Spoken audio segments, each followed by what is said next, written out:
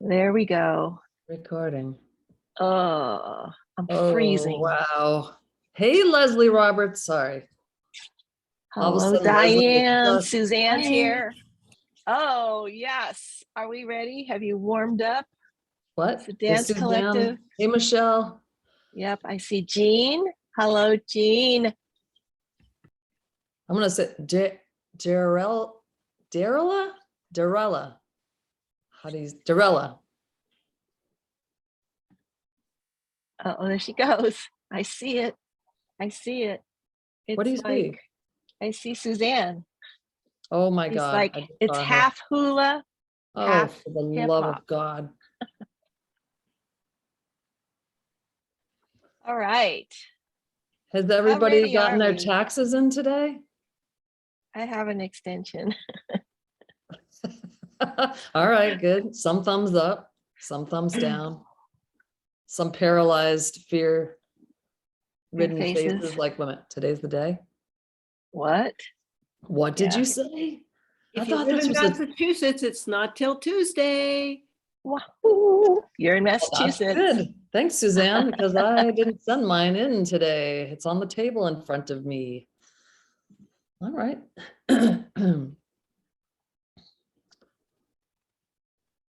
All right, Kathy, Okay, Amy. what do you think?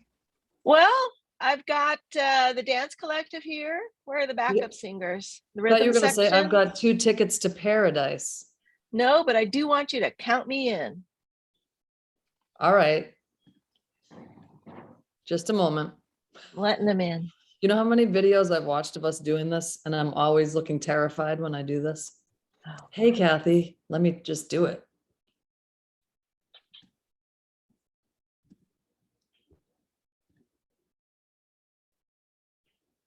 Nope.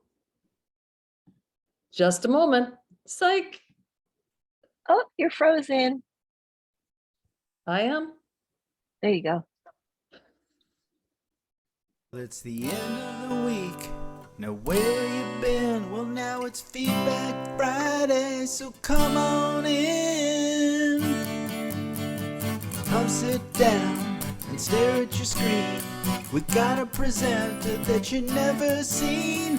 We're Feedback Friday, we're on the loose. We'll be the train, you be the caboose. It's Feedback Friday with Kathy and Amy. Mashed potatoes and the gravy. It's Feedback Friday all day long. Feedback, feedback, Feedback Friday.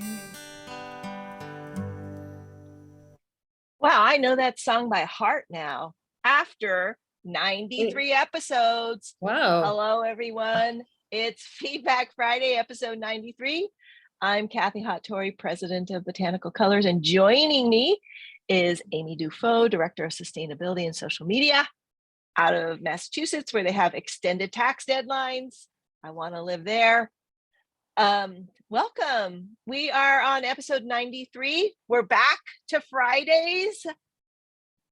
Thankfully, Amy has done her civic duty and voted to convict about 90% of the time, based on the evidence produced. So yeah, the what is it? The arc of justice is happening. The arc of on Cape Cod. justice, 60 plus cases. Yep. Move forward. Yeah. Anyway, so out of this experience, Amy now knows more about cocaine than the rest of us will ever know. Someday she'll explain it all to us, all the street jargon. But beyond that, we would love to introduce you to Shradha Kochhar. Shradha joins us from Brooklyn, but she is originally from Delhi, India. Shradha's a textile artist and knitwear designer, best known for her homespun and hand knitted khadi sculptures using kala cotton. Those of you who've been with us for a bit know that we carry a kala cotton fabric that is extremely beautiful. In fact, I'm wearing a blouse that's made from khada. Shradha's wearing a t-shirt made from khada. And Amy is wearing a beautiful blouse that could be made from kala cotton.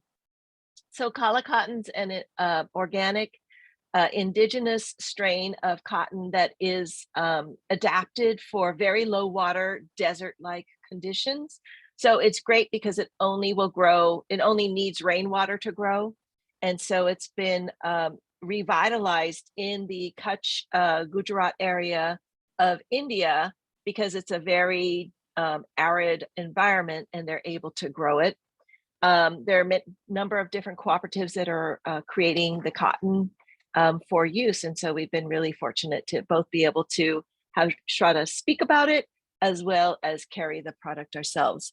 Shradha's work is at an intersection of material memory, sustainability, and intergenerational healing, focusing on creating a physical archive of personal and collective South Asian narratives linked to women's work. Women's work, invisible labor, and grief. Her work is large scale and will exist beyond whispers over generations. So I'm really interested to hear what Shradha has to tell us today. But before we start, I just want to say thank you to everybody for sticking with us over 93 episodes of Feedback Friday. The last few months have been kind of crazy because we had to go to Feedback Thursdays, but now we're back on the Friday schedule and we're really looking forward to future programs. I just want to say thank you, thank you, thank you. We could not do this without you and we really appreciate your support. For this episode, Amy will be moderating and monitoring chat.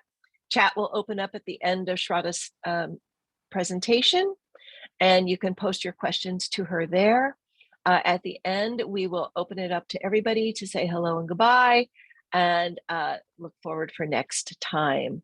So the call is being recorded, and we'll have a video copy ready for you so you can review all this amazing information and inspiration we're going to get from Shradha. So now I'm just going to segue into the presentation and turn it over to Shradha.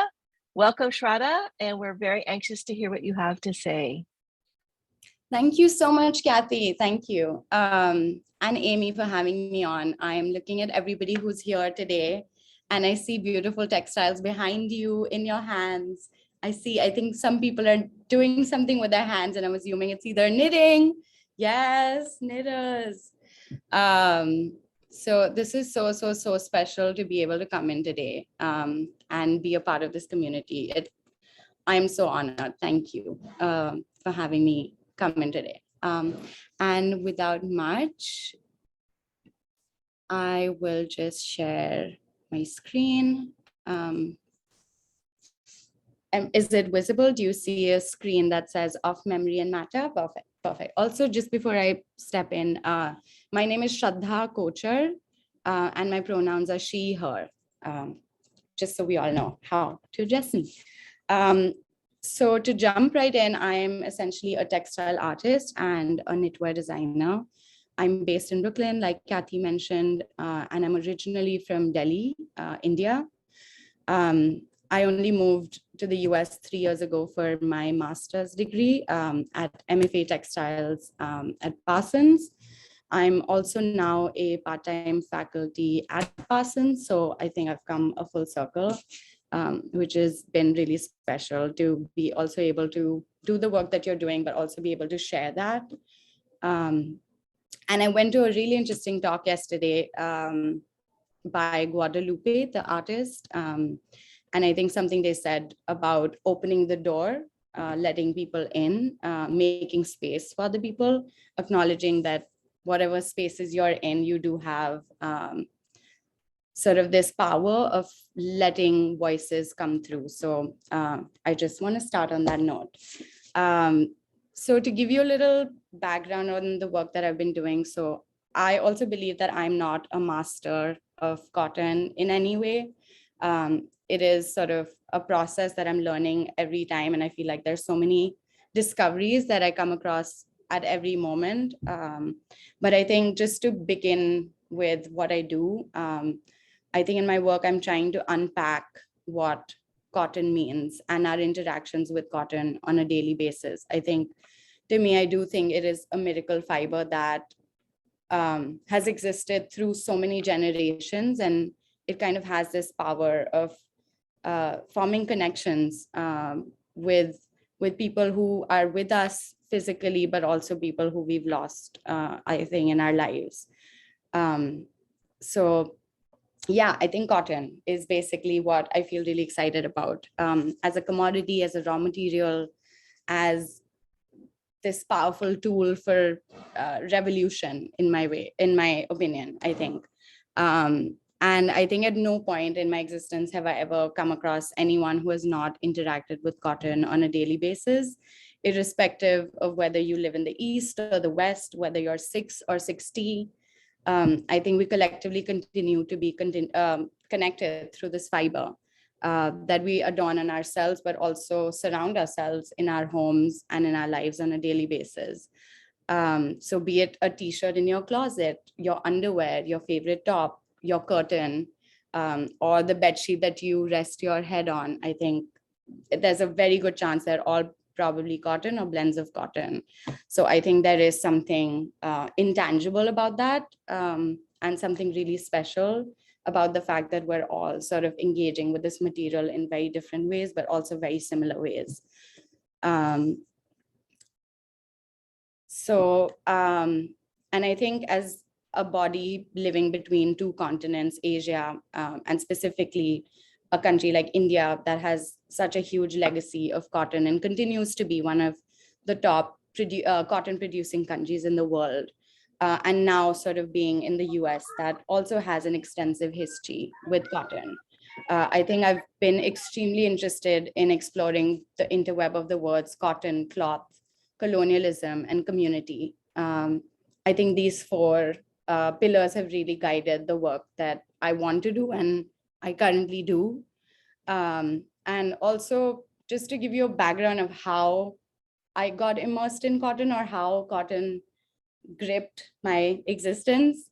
I think it started off being very personal. I think I was definitely holding on to this fuzzy memory of visiting cotton farms as an 8-year-old with my father in India. And the visual of acres of land sort of filled with this white, fluffy cotton that was spread densely across. And I think my footsteps behind my father was sort of this memory that I was really holding on to, and kind of where I started this journey of figuring out how things are actually made from the very seed to stitch. And historically, I think what I observed that in the Indian model, cotton cultivation and the production of cloth were largely in the hands of small independent craftspeople, farmers, spinners, and weavers. The Western model was obviously more hierarchic, with the control in the hands of the owners of plantations and mills, with sort of profiteering rather than subsistence at its basis. And I think this is such a huge evidence of early capitalism, slavery, colonialism, and forced labor being sort of these forms of violence that were not aberrations in the history of capitalism, but were really at its very core. So I think about these 2 questions a lot, and really these are the 2 questions that really guide all the work that I do. One being, why do we lean on the current systems of cotton farming and textile making that not only harm the environment, but also strip farmers of their agency? Why do we depend on genetically modified and foreign seeds that are simply not compatible with the land, when instead we must look towards reviving regenerative indigenous varieties of crop that have existed in the legacy of that land for generations? And also, as I was thinking of cotton fiber as something to form connections with those we've lost over the years, I think a question that stayed with me throughout was how we connected through the relationships we shared with the soil, seed, and fiber, which is collectively shared by generations from time immemorial. And apologies in advance if I use the word generations and connections through cotton a lot, because I think it is a really huge driving force. I think it is my way of sort of chasing my legacy, or not even my legacy, just chasing where I come from. And who are these people that I never got a chance to really meet or be with. I think so. Apologies in advance if I use that word a lot. And I think as I familiarized myself to the landscape of cotton farming in India, I came across Kala cotton, which is basically a miracle cotton crop that grows completely on seasonal rainfall, which means that it can grow without any artificial irrigation or the use of pesticides or insecticides, which also means that the integrity of the soil stays on for generations to come, because there is really no chemical that is interacting with that soil. And also, like Kathy mentioned, this is grown in arid desert-like spaces. So truly, like, I think really soaking that idea in our minds that cotton can grow in a desert is, I think, a miracle, and something that needs to be acknowledged as a luxury, as a privilege. And also, I think supporting that is extremely, extremely, extremely integral, I think. Yeah, like I mentioned, cotton already, I think everybody here probably already knows that cotton is notorious for its water consumption, the generational soil degradation.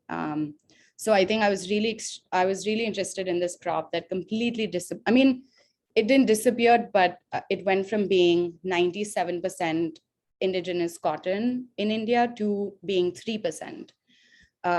So I think it was really interesting for me to see how this tradition had just been lost, like many other things, because of colonization and British occupation in India.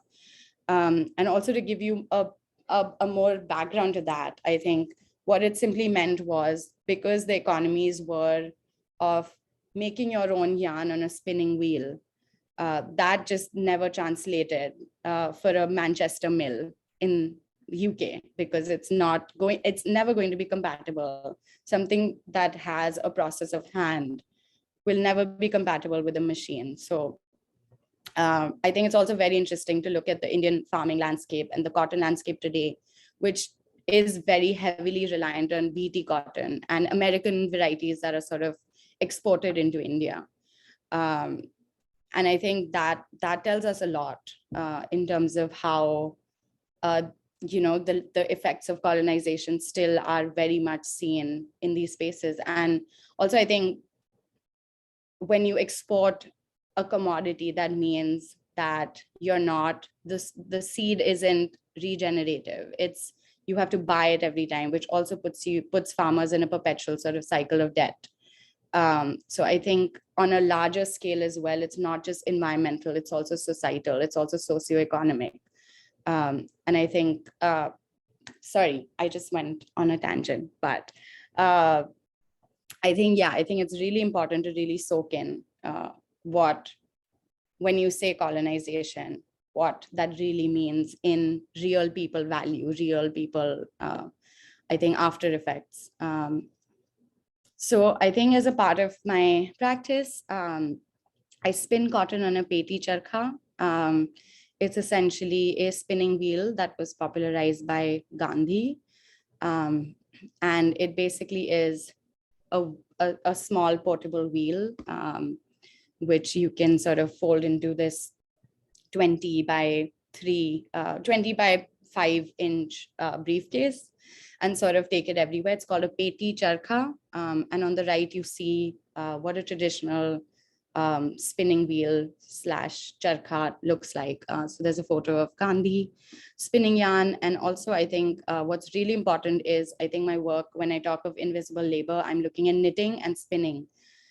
Truly both sort of skill sets that they don't have as much documentation, they don't have as much as writing, publications. I think the culture around women's work is really why I'm so interested in this work.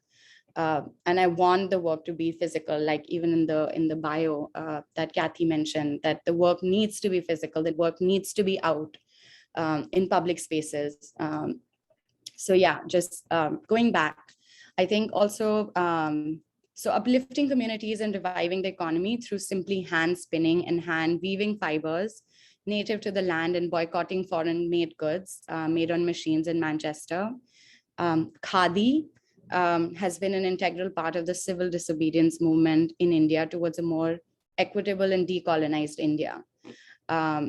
something that continually intrigues me is to see how a textile making practice such as khadi united a whole nation of people across different ages, caste, religion, gender, and socio-economic backgrounds towards freedom. The non-violent, so the Ahimsa movement had the spinning wheel at its very, very, very core, that we will not engage in any violence, but all we will do is we will make our own textiles. And that is liberation. That is sort of revolution. So I think that really stays with me a lot. And I will just quickly share a little snippet of me spinning on my peti charkha.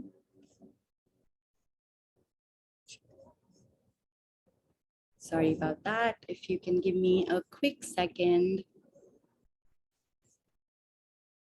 Yes.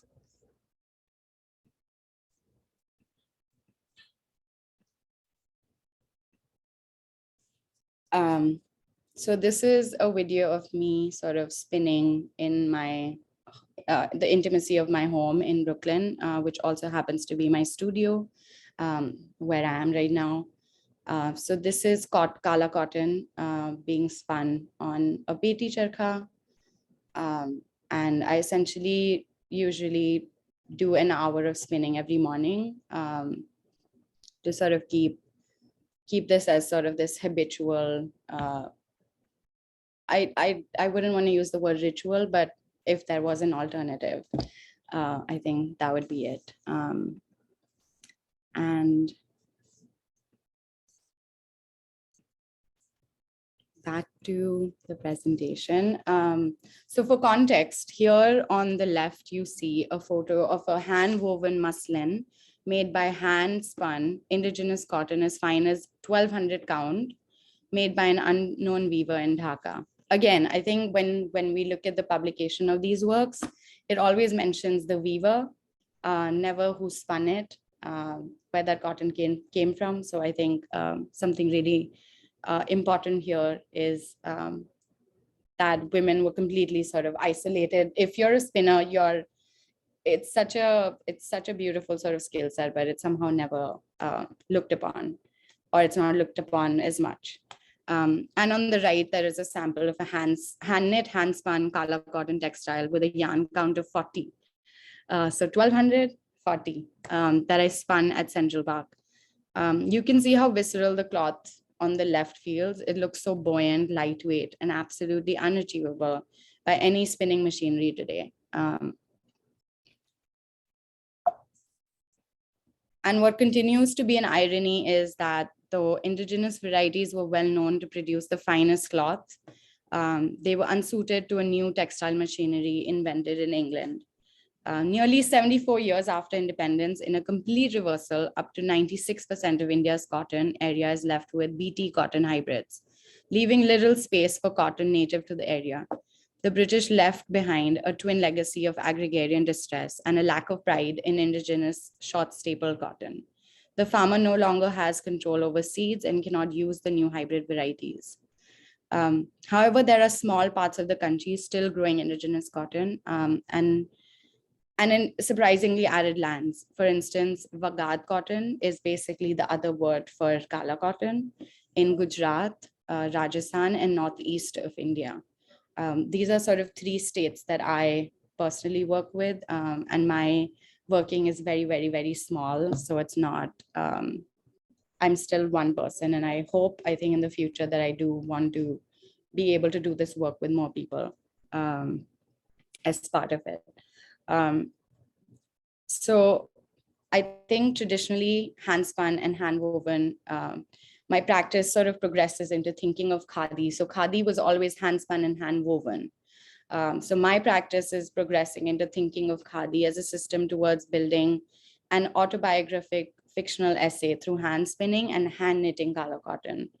I believe that khadi can resurface today in the modern world to offer a well-rounded answer towards climate change, systematic oppression, and essentially wealth disparity.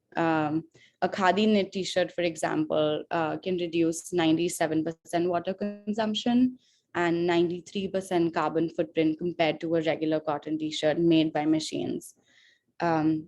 Also, this is my favorite photo. These are two sort of snippets of yarn that I've spun. One is in New York. So it's a part of this journal that I sort of have where I attach a little sort of piece of yarn that I've spun in different places at different times. Also just to be present, I think, with myself. And you can actually see how thin the yarn on the left, and it's so consistent versus the one on the right. So I think thinking of safety, thinking of what I feel in that moment is also equally important for the work to sort of grow and be. So thinking of the work through the lens also of performance, I practice spinning in the intimacy of my home, as well as the very physical outdoors, as a means of starting conversations around where cloth really comes from. While working with color cotton came with its challenges, since it is a very short staple fiber. It involved rethinking and making new tools that would aid the production of this one-of-a-kind textile. It's also been so emotionally rewarding to be able to understand the labor surrounding making cloth for what may look like fluff to the 8-year-old me back in the day. Like I mentioned, spinning cotton has almost become like a morning ritual to me. I spend an hour each day and I consider it my form of journaling with fiber, a repetitive motion of constantly pulling and twisting cotton. I really find myself being present with what I'm doing, be present with the breeze on my face, be present with the beauty that surrounds me.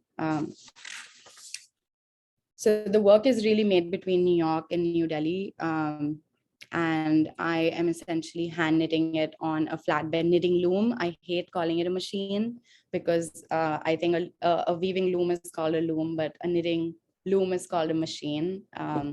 So I call it a knitting loom. So apologies again. And I'm also open to a healthy debate on this.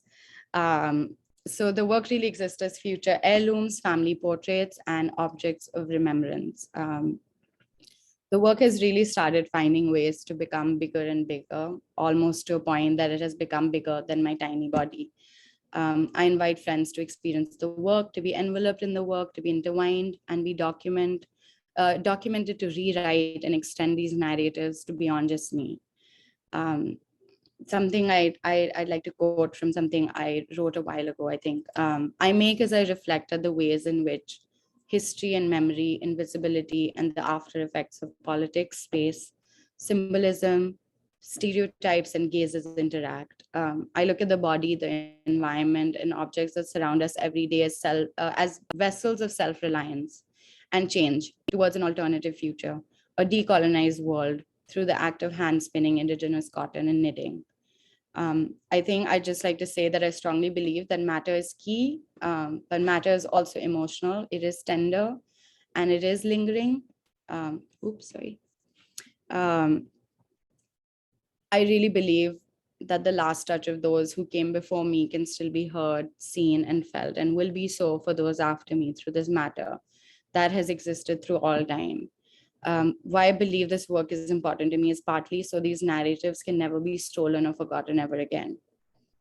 I'm also so grateful to have my practice as a means to sort of find authenticity within and through these objects, find meaning in my existence, to be able to write these stories personal to me, to be experienced by the world.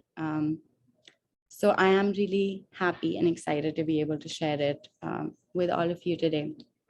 I think a huge part of the work is also to sort of build a seed bank.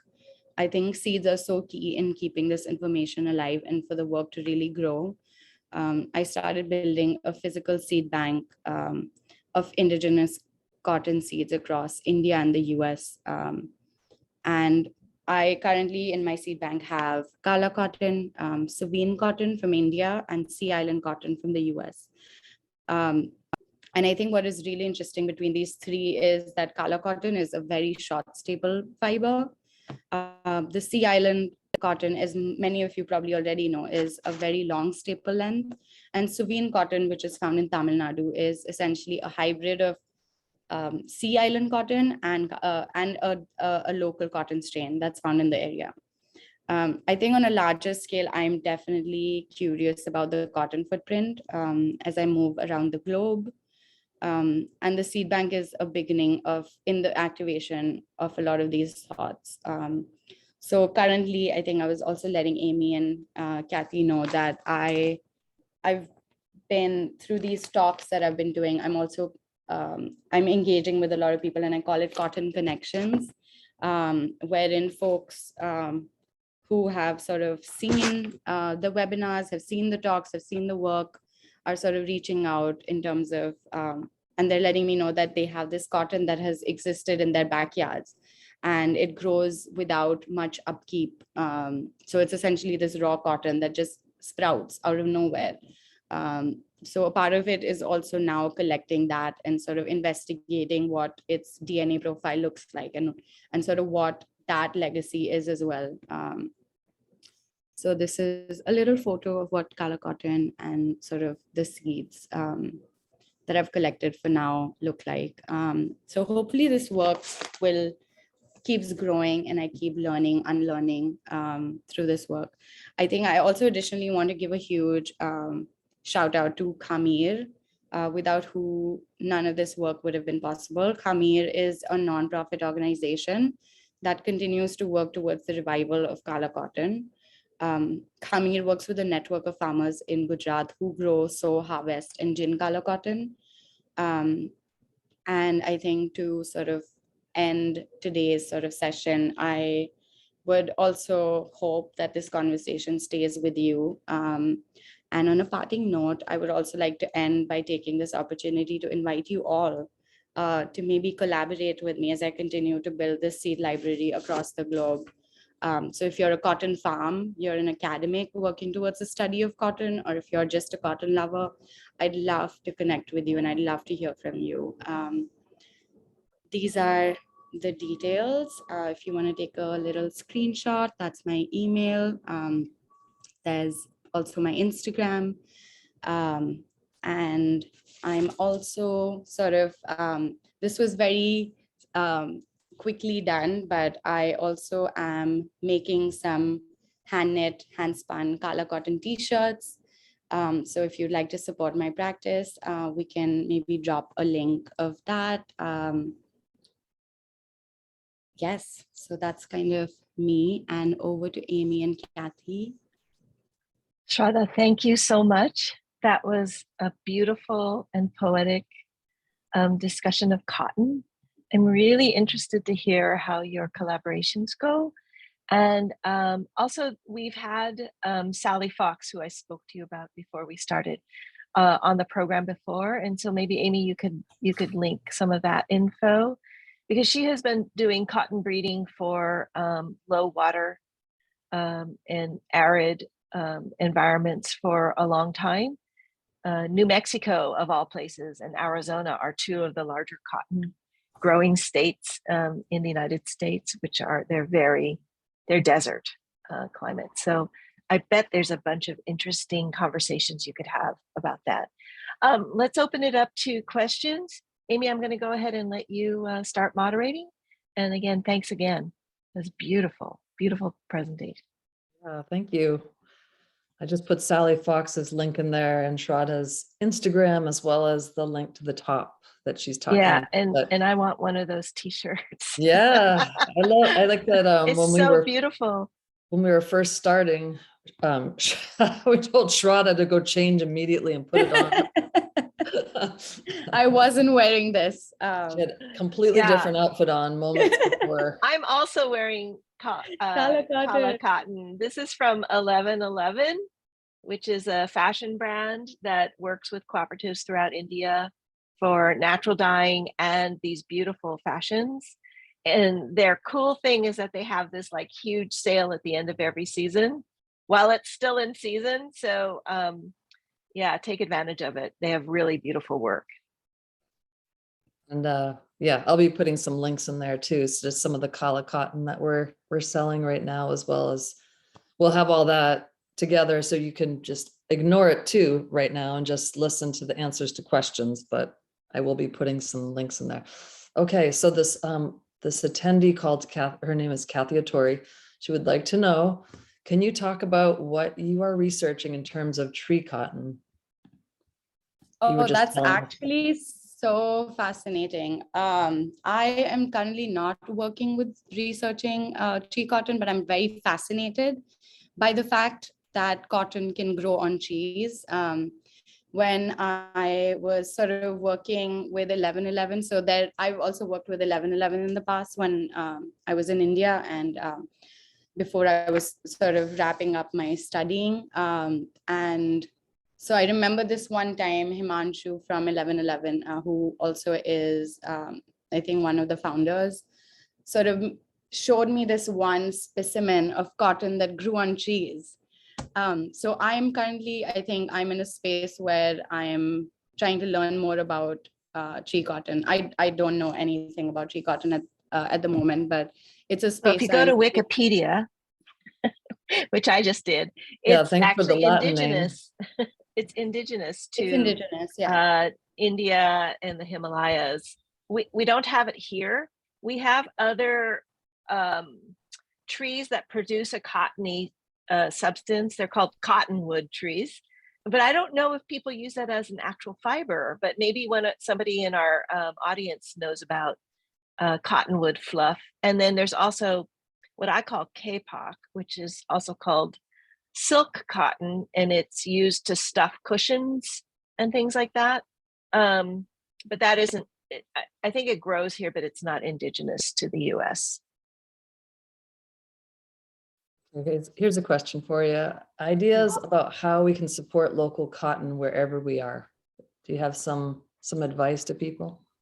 I think one is definitely supporting folks who are sort of creating these links that are transparent. I think a lot of it is the reason why I started doing this work was because I think there was such a huge disbalance of folks who spoke of cotton work, but there was a huge disconnect as to where that cotton really came from. So I think really supporting folks who are building these transparent networks and also talk about that transparency is important. I think that's one way. I think also identifying these greenwashing terms that are sort of thrown around a lot and kind of acknowledging that supporting. I feel like the closer you are to the material, the more authentic, the more real that work is. So I think that's easy to spot in that sense, if that answers your question. Yeah, I'm going to add something to that too, because I know there's some fiber shed people on here, but you know, there's over 50 fiber sheds worldwide, and a lot of fiber sheds are having cotton conversations. So, and trying to support farmers all over the world and getting farmers paid the price that they want to get paid versus the price what the designer thinks that they should get paid. So just tapping into your local fiber sheds is a really great idea too. Let's see. Is the Kala cotton plant similar to standard Sea Island cotton and domestic cotton grown here in California? Absolutely not. It's the complete opposite in terms of how it grows, even in terms of its properties. So Kala cotton is the shortest staple fiber. It is very, very, very short. Versus the Sea Island cotton that's seen in the US is very long staple. So I think that inherently changes a lot when you spin it. So even the t-shirt that I'm wearing currently, it has a lot of bumps, which I think is beautiful. But I think when you sort of work with Sea Island cotton, the results you get are very smooth. The sort of texture of that textile is very even. Versus Kala cotton kind of gives you this very bumpy sort of texture. So yeah, if that answers your question. Suzanne's asking, can you Also, in terms of the water consumption as well, sorry, I'm That's like okay. a little flustered, not gonna lie. But another thing is, again, the water consumption. For Sea Island cotton, the water consumption is fairly high. Versus Kala cotton. Kala cotton requires only 2 seasonal rainfalls. So yeah, these are some pointers. Sorry. Next question. And that you just brought up a good point too, because as part of your presentation, you were talking about like why we're growing seeds, cotton in different areas that don't belong. Like we shouldn't be growing cotton in places that aren't designed to accommodate that type of plant, but just wow. But that's kind of crazy. Two rainfalls a year. I'm gonna have to do some research. Okay, Suzanne, can you spell the name of the nonprofit in Punjab? So it's not in Punjab, it's in Gujarat. And the nonprofit organization is called Khamir, Khamir, Khamir. Everybody's saying how much they love your presentation. You'll Thank see you. that. I'm so Yeah. happy to be here. I'm looking at everyone working with yarn. I see indigo hands, and it's really making me so happy. I can't. This is beyond. Okay, here's one. Can you share your process to make the t-shirts? So for these t-shirts specifically, I worked with Khamir, where they provided me with the fiber. So I spin it on my Peti Chatka in Brooklyn. And then I have a knitting loom behind me where I knit these t-shirts. Yeah. I just had to put the t-shirt link back in. Switchboard operator over here. Okay. Thank you. Can you talk more about your inspiration to work with the body? Your work almost needs to be experienced by being physically embodied, deeply affecting. Thank you. That means everything. Yeah, I think before this, I was sort of working in design.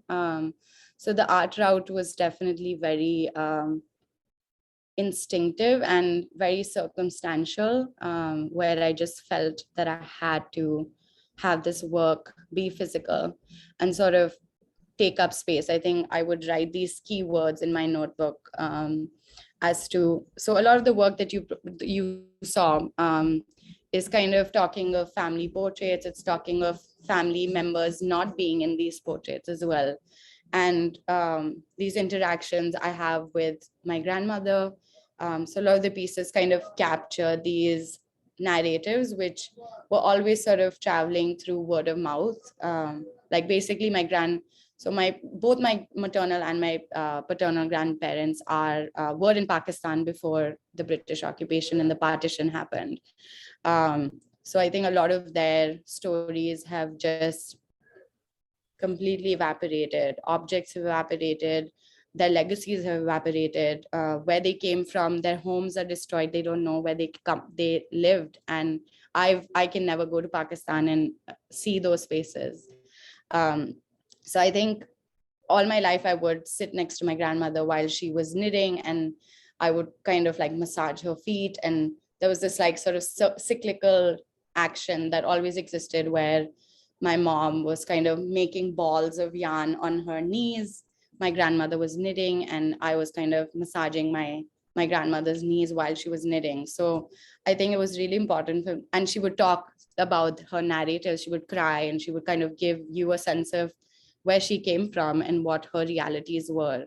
And I think that's kind of where it would hit me a lot, because she would talk about it in different ways, like while talking about food, while talking about clothes, while talking about this old sort of sock that she missed, that she used to carry around all her, when she was growing up. So I think these narratives always stayed with me. And I think being in the US especially, I think it became even more important for me to have that voice and sort of have this work be very physical narratives of these stories that usually get lost when you're sort of from a minority community, if be that being a woman, being someone from a displaced sort of background. Like I think that was really where the work started happening. And through COVID, I think I'd lost my dad, and it was so everything, nothing made sense and everything made sense. So I think the work really started where I was like, I don't have a physical legacy.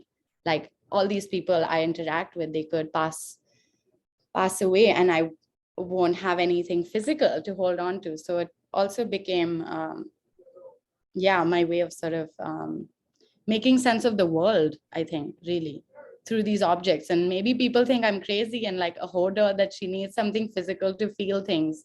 But I think it just was really important for me to hold on to these things. Yeah.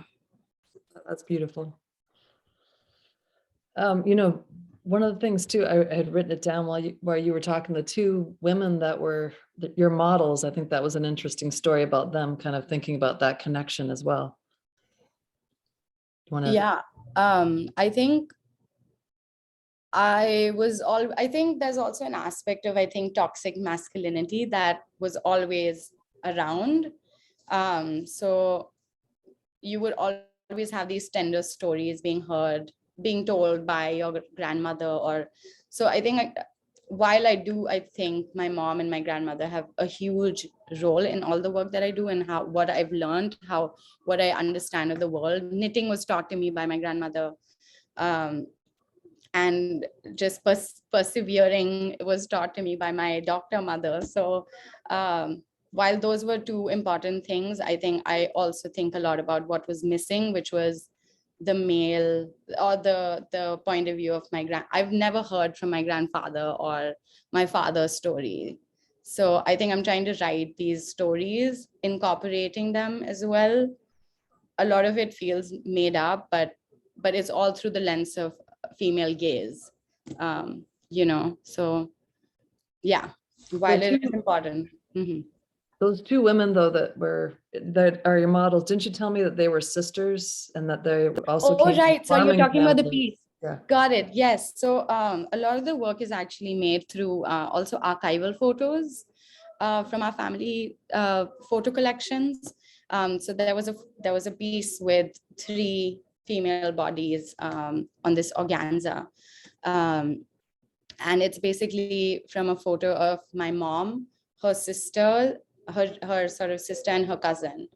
And I think I'm really interested in investigating how they show care through these gestures of like touch, and how they sort of stand next to each other, and what physical touch makes sense in terms of intimacy. Like, how is intimacy showed, or how is support, strength showed in feminine spaces, or in these photographic sort of archives.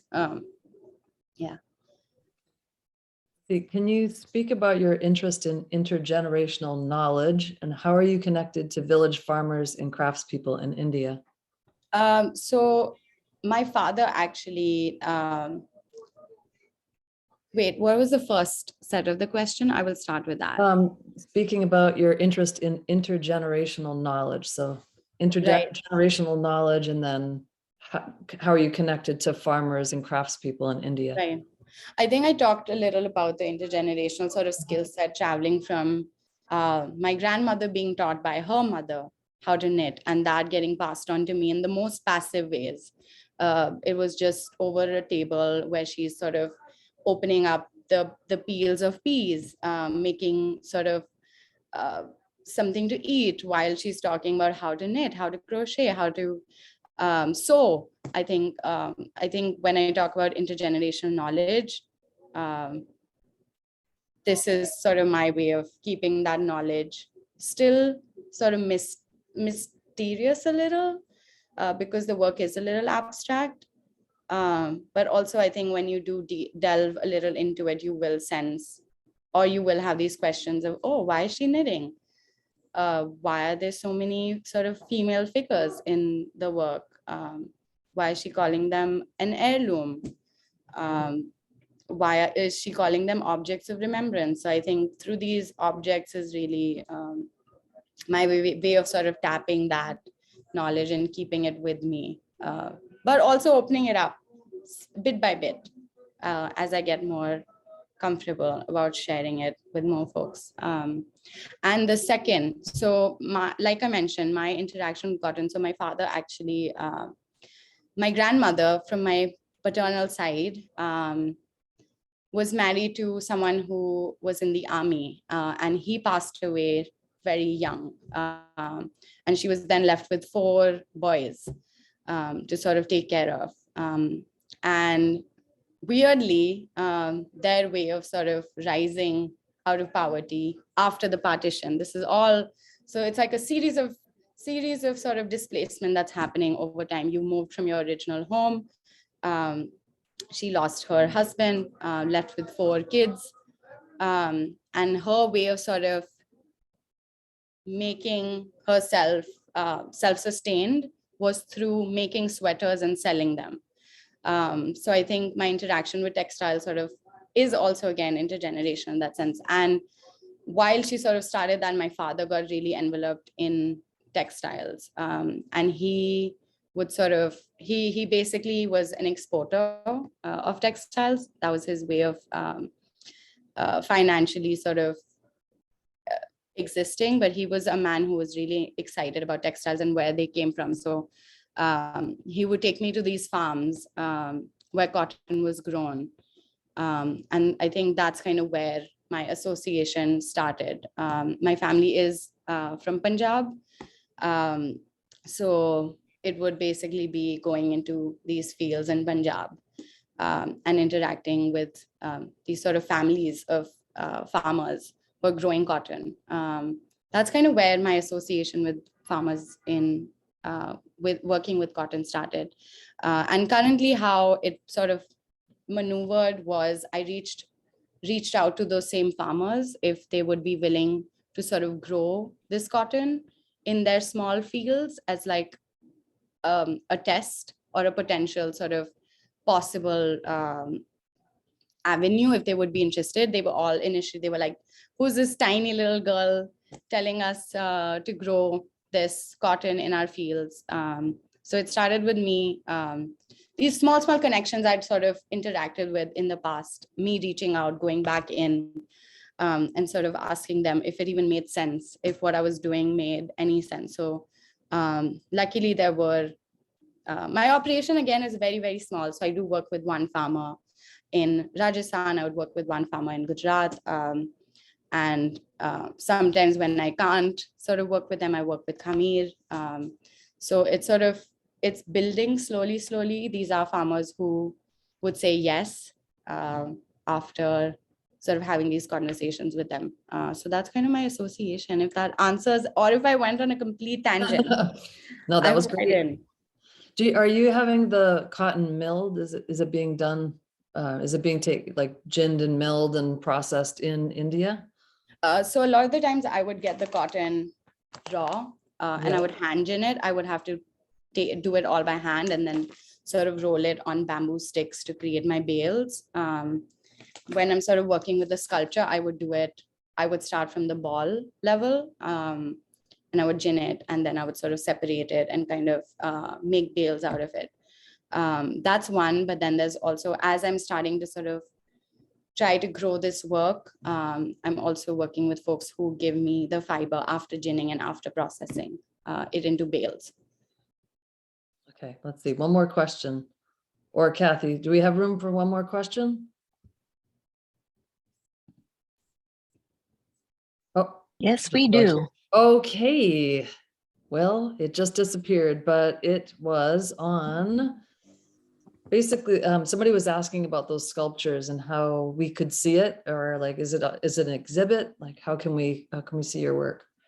So the work was deinstalled just yesterday. My work was at Mana Contemporary, but in the summer, I have a show at the Mara Hoffman store. Oh, cool. So if you're all in New York City, and Mara, I know, is already working with Amy, and she's trying to sort of think about cotton in a way that's transparent, that's sort of environmentally sort of upholding these spaces that need to be sort of pure and be purified, I think. So I'm doing a show at Mara's space. So one of my pieces is going to be there. And next year, there will be another show that I don't know if I have the liberty to talk about, but so even on my website there, if you guys want to sign up to my mailing list, I can keep everyone updated on what's happening in the future. I just put your website in the chat too. So just click on it. You'll have it, bookmark it, and support Shradha and all the great work being done, and that beautiful shirt that you're wearing. Yeah, But that's again, fantastic. all that, yeah. Thank Also, you. if I can add one more thing. So the t-shirt looks like a smaller t-shirt on the website, but I will email everyone and get your fit preference. I literally made it an hour ago. Yeah, so with the photo. I know that Of course you feeling. did. Of course you did. Great job. So, All Yeah. right. I will Us. reach out and get your fit preferences and any Fantastic. other questions that you may have. Thank you, thank you, thank you. That was a beautiful, inspirational, and amazing talk. And speaking of cotton, we just launched a fundraiser for refugee relief, as well as our scholarship program here at Botanical Colors. I don't know if you know, but in the past couple of years, we've awarded over $20,000 worth of workshop scholarships for people to attend workshops at Botanical Colors, and it's all been out of pocket. And so we're now kind of asking the community to help us build that fund so that we can have a lot more people participate, especially this summer. We're welcoming Abu Bakar Fofana as an artist in residence. And we really want to have as many people as possible to be able to try to attend and experience his amazing work. So we've got this incredible collaboration with Jason Logan of the Toronto Ink Company. Jason got a t-shirt printed with the words "Die Hard" on it. It's a cotton t-shirt. It's a t-shirt that is local to North Carolina. It's part of the 10,000 pounds of cotton t-shirt program that TS Designs is doing. So they committed to purchasing 10,000 pounds of cotton, the crop from one farmer, and they're taking it from seed to shirt. So we were able to get a reservation on a number of those shirts. It's a pretty limited amount. And we had Jason create the logo. And then now what we're doing is we're offering a DIY dye kit where you can channel Jason Logan on an organic cotton t-shirt from the Americas and make your own die-hard work of art. So Amy's going to put that in the chat. You guys can have a look at it. We love it. It's been a lot of fun, and we hope you join us. We also have an amazing workshop coming up on Cape Cod with Sasha Durr, who many of you know. Sasha is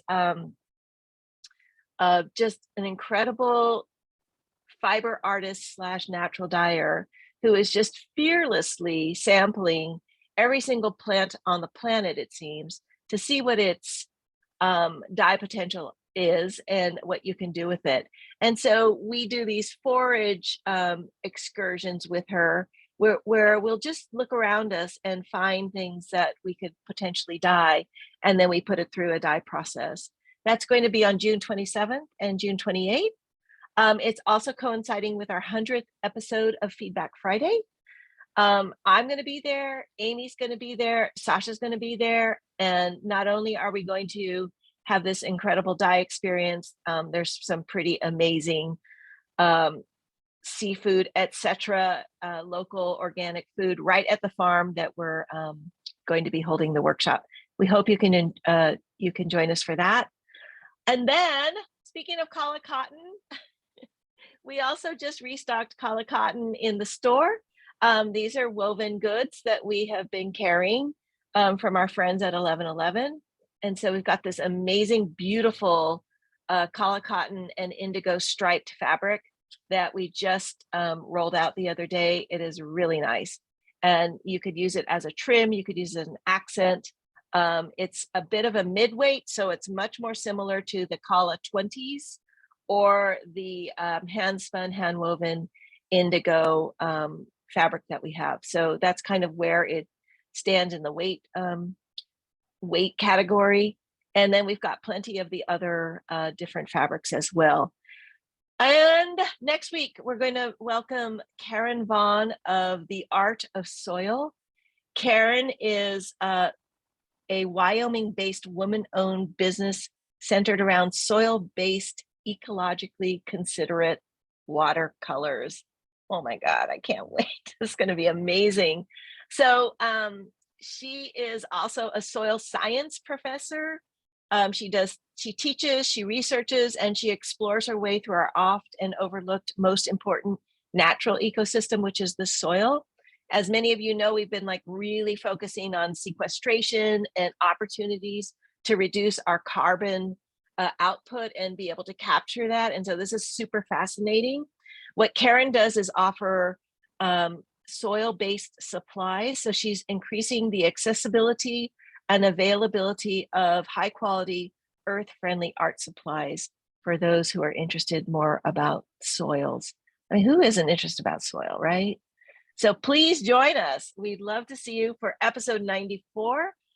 Shradha, again, so many thanks and gratitude for that beautiful, beautiful presentation. And oh my God, you guys, you better be ordering that t-shirt because it is incredible.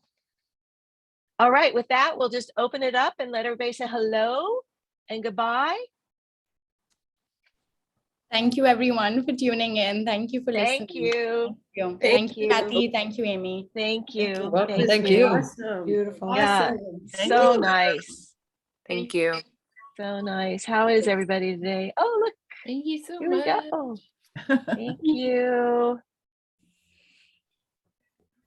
Yeah, I put in chat that we're trying to get Shradha to drive up from Brooklyn to the Cape. Oh, yeah. It sounds like a dream. I looked at the workshop yesterday. I looked at the link up and I have already texted 3 of my friends. Oh, good, good. Great. We'd love to have you. That's the thing, you know, like somebody else had asked us in the chat about talking about Porfirio's class last week and to tell us more. But what's exciting about classes is that so many great people are part Oh of my the goodness. group, so that we're just like we're blown away by Where the do you teacher, but then start? blown away by like the students who are just Yeah. amazing themselves. It's like your brain just doesn't stop Right. learning. Yeah, we had people in this workshop that we just went to who are doing using an indigenous paper that's made in the Americas from tree bark, and they're creating contemporary socio-political commentary and artwork based on this very ancient paper and very ancient pigment sources. And we had someone else who was doing you know, she's very interesting. She comes from both an Asian as well as a Latin American heritage. So she has this incredible worldview that she was sharing with us, and just the kind of work she does with mud and local clay was super interesting. And then we had someone from Brooklyn who joined us, who was a good friend of ours. Liz Spencer from the Dogwood Dyer showed up. Yeah, Cara Marie Piazza. Yeah, Cara was there. That's how we found out I about mean, Shradha. I yeah, think. it's just an incredible joining of people. And so with these Abu Bakr workshops this summer, we have that kind of same vibe of folks who are joining us. So it's going to be really exciting to just be together for that period of time. We're really looking forward to it. I see Elaine there. I know Elaine's going to be there, and Oh yeah. yeah, Porfirio is coming up. There's going to be a lot of really fantastic people, and We're getting growers to show up. yeah, we're going to have a big farm dinner hopefully with Porfirio and Abu Bakr on a flower farm with traditional food, giving a talk about how one can create a system that supports both the people working on the farm, but also, you know, to create beautiful products or what am I trying to say? Cotton and indigo. Like, how can a farm support the people working on the farm as well? Right. And then there's also going to be a gallery opening that I just arranged for Abu Bakr, along with a number of other Black artists, both from the US as well as from West Africa. And that'll be here. I'm not sure where the gallery is, but it is in Seattle. And there's going to be a panel discussion as well as actual pieces that are being presented and hung in a gallery until October. So if you can't make it to the opening, the show will be up through October. So that's exciting as well. Lots of stuff happening. All right, Amy. I am going Yes, to. yes, ma'am. What's that? Shradha, thank you. Thank you.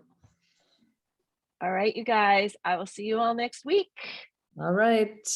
Bye. Bye. Bye. Bye. Bye. Bye.